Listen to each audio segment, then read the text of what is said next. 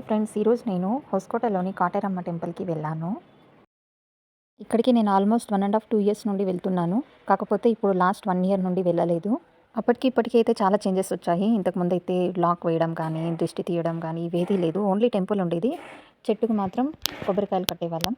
అప్పుడు 150 ఉండేది. ఇప్పుడు చూస్తే 250, 300, 500 వరకు వచ్చేసింది. తర్వాత ఇక్కడ నార్మల్ ఎంట్రీ, తర్వాత వీఐపీ 2 ఉన్నాయి. వర్షం పడుతుండటంతో నేను కూడా వీఐపీ ఎంట్రీనే తీసుకున్నా. ఒకరికి 200 పడుతుంది. ఇక్కడ డైరెక్ట్‌గా వదులుతారు. చూడండి, ఈ క్రౌడ్ నార్మల్ క్యూది. 200 కాకుండా అక్కడ టికెట్ తీసుకున్న ఆయన ఇంకో 100 ఇచ్చారంటే మేము డైరెక్ట్ పూజ చేపిస్తాము అన్నాడు. లోపలికొచ్చాక ఏమీ లేదు. స్పెషల్ ఎంట్రీతో లోపలికైతే వదిలారు. దేవుడిని బాగా చూడొచ్చు. తర్వాత ఇక్కడ కాయిన్స్ పెట్టారనమాట వెనకాల గోడపైన. అది అలాగే స్టిక్ అయి ఉంటే మనం అనుకున్నది అవుతుంది అని. దేవుడి వరకైతే నేను కూడా నమ్ముతాను. నాకు కూడా అనుకున్నవి అయ్యాయి. నేను ఆల్మోస్ట్ ఒక 7, 8 టైమ్స్ వచ్చాను. అనుకున్నది అయింది. మీలో ఎంతమంది ఈ టెంపుల్‌కి వెళ్లారో కామెంట్ చేయండి. Thank you so much for watching.